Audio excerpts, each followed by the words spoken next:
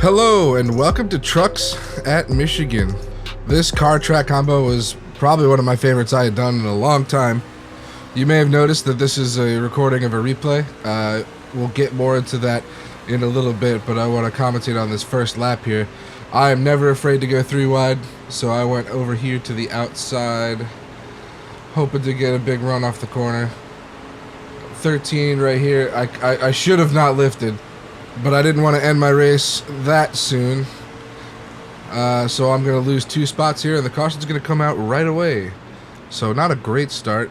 I told myself that if the 13 does that like 1 or 2 more times, I'm just not going to lift. But anyways, take a look at this here caution. Some of the worst car control I have ever seen from not one, but both of these cars.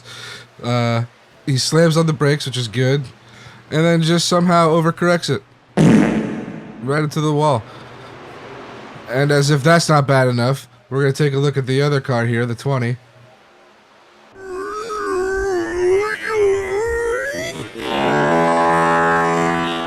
He just never even got out of the throttle. So, 2 unnecessarily wrecked cars. I just didn't understand why both of them wouldn't just lock up the brakes and rejoin the pack anyways. We go green. Not having completed even half a lap before crashing. Another decent restart. I'm behind the same guy again. I probably could have shaded to the outside here, but I either didn't want to because of what happened last time, / just didn't do it fast enough, and by the time I thought about doing it, he was kind of covering the outside, but that's okay. Plenty of race. We do get the run on the outside here, so we can keep our spot from this guy on our left. And I would like to point out that this is not the FOV I race at. I made it wider so that it was better to watch. I race on like, I want to say like 84, which is my car number, funny enough. I race on like 84 FOV, and this is like well into the hundreds. I also race on an ultra wide monitor. I got the Omen 34C, and I love it. So there's lots of 3 wide action up here in the front of the pack. 15 gets a little squirrely on the bottom, comes down, gives the 2 a little high 5, sends him down to the apron.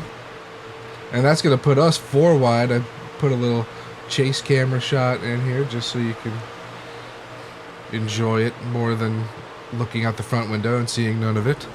You're welcome. And that's kind of the benefit of recording videos like this, is I can do cool things like that.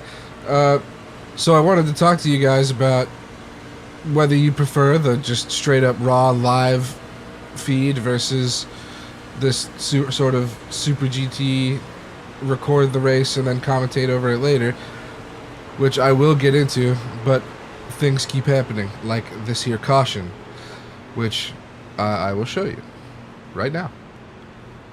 Now, to this point, I've watched this replay a few times, and I'm just now realizing this is the same guy that's got squirrely and hit the 2. So he was, like, having a serious problem controlling the car. It almost looked like he was trying to drive on controller or something. I never did figure out what was ailing him so badly, but he clips the 11 and eats the outside wall.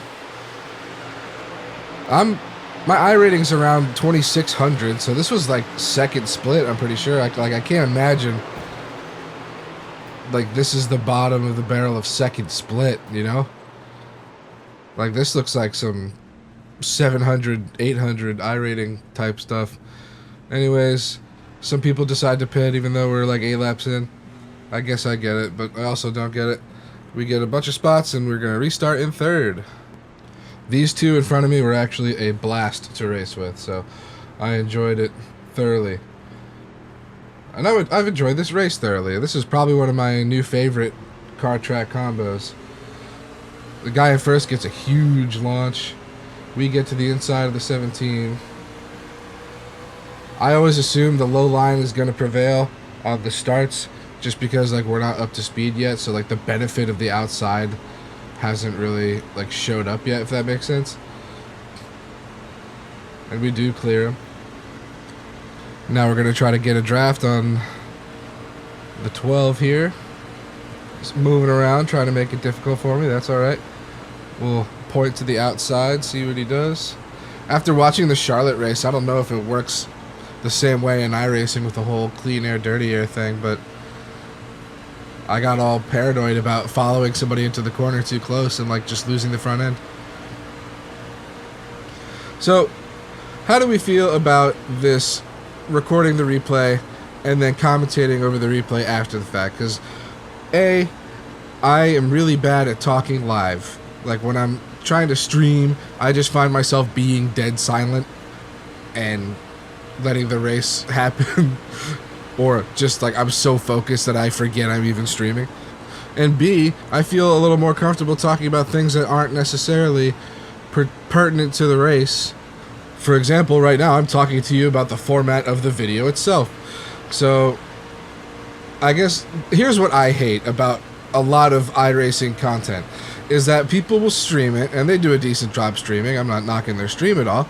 But then they post it on YouTube, and you gotta skip through like 45 minutes of like practice and qualifying when all you really want to do is watch the race.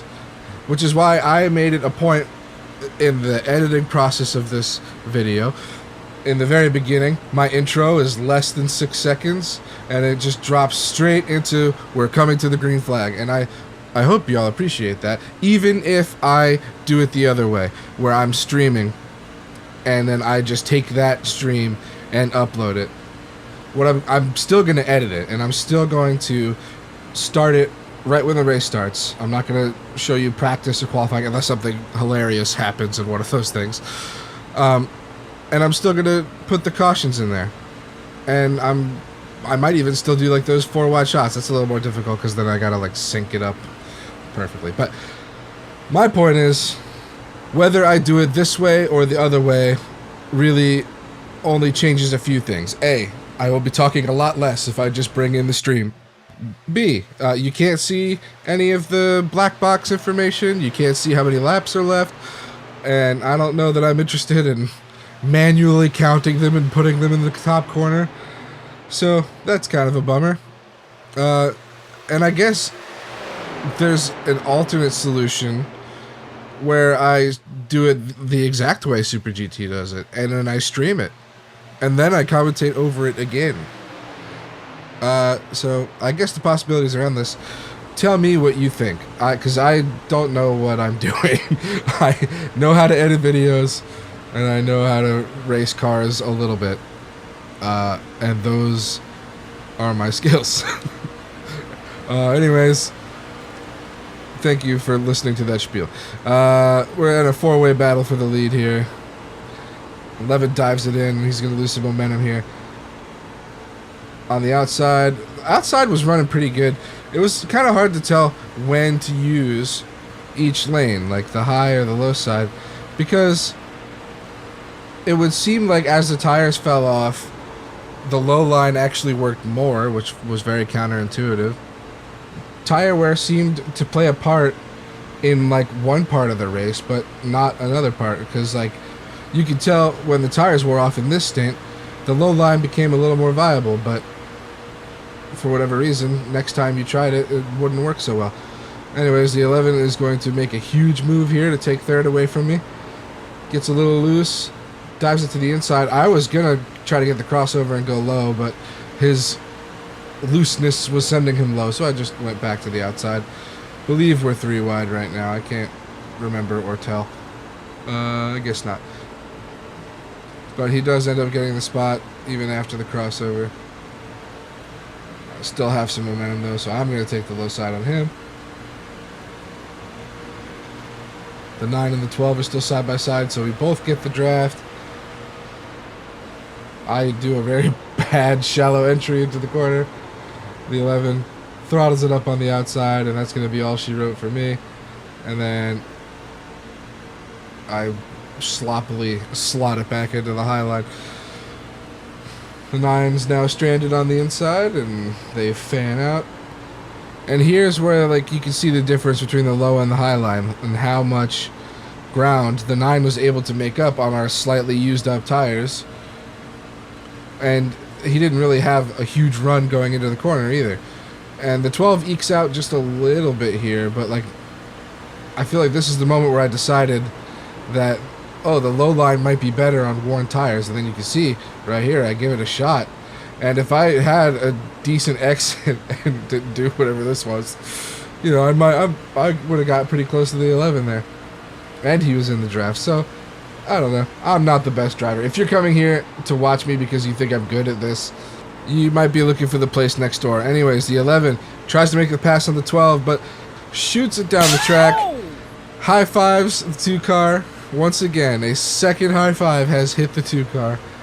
Everybody keeps it straight. No caution. We're 3 wide going into 1. In this corner, you could really hear the tires start to act up a little bit. Take a listen. Yeah, they're starting to get a little upset with me. So I might not be doing the best job driving, or that's just how it goes. Get a big run to the 9 and the 12.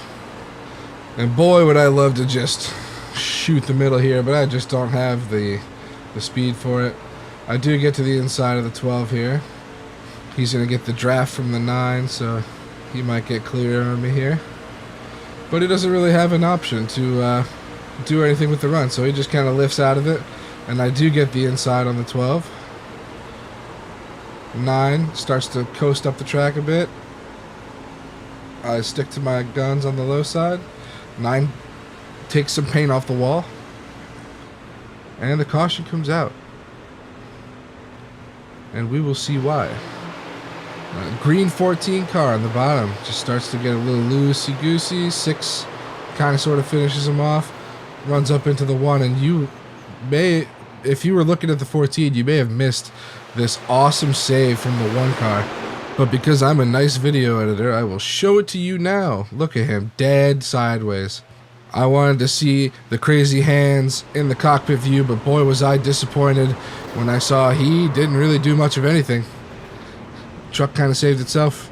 But hey, not doing anything you don't need to do is just as good as doing something you need to do. I think that made sense. Anyways, we're going to pit here for the first time. I think we're about 18 laps in at this point. It's a 30 lap race. You can't really see it right now, but there is someone to my inside, and it's very annoying because nobody ever like joins pit road on the right side, so you kind of have to just do what everyone else is doing. My Buzz Lightyear crew will get to getting my tires fixed. I was pretty proud of this pit stop, actually. I feel like it was really fast to her. They jump over to the other side, slap the babies on, and the guy that was trying to get by me on the left side is still in the pit road. So I gained a couple spots, save for, I think, 1 or 2 people took 2 tires, which was an interesting call. So we got the 9, we got the 2, then we got me, and we got whoever's on my outside. I don't know, but what I do know is I botched this restart so hard. I was happy to restart on the inside for once, but man, did not take advantage of it whatsoever. 2 absolutely dives it to the inside. Gets clear of, almost, well, kind of sort of got clear of the 9, but I'm going to take it 3 wide because I am that guy. I will do it every time if it looks like a good idea. Sick of people complaining about 3 wide, dude.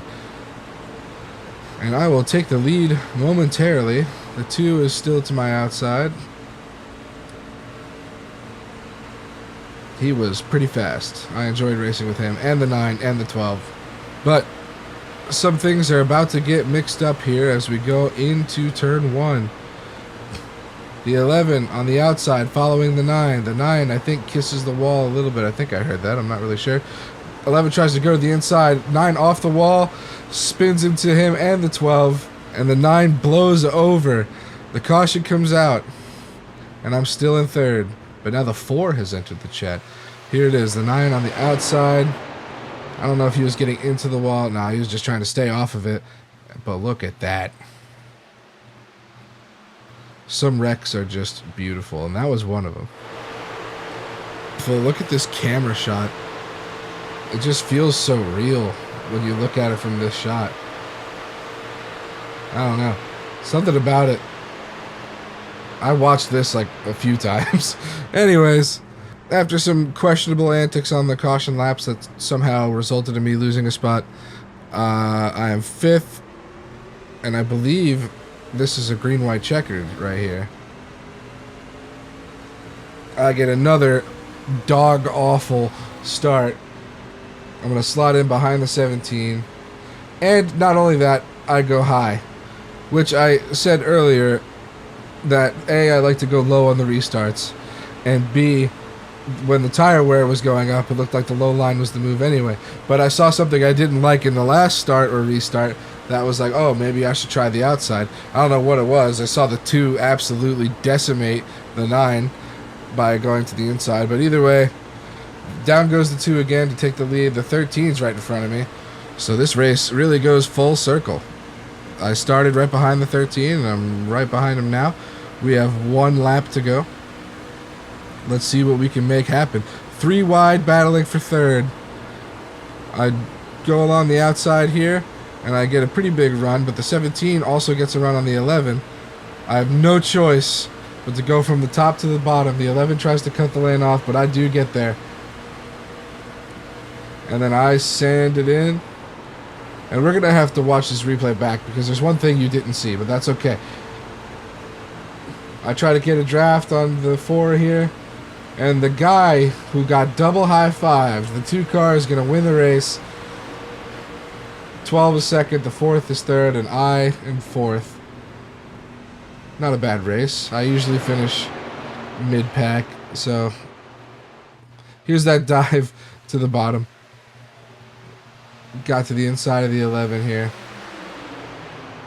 And then here's the part you didn't see, is I kind of floated up the track a little bit right in front of the 11. So if I had the mirror on from the live stream, you would have seen that, but let me know in the comments whether you like it better this way or if you want it more live with the mirrors and counters and stuff. See you later.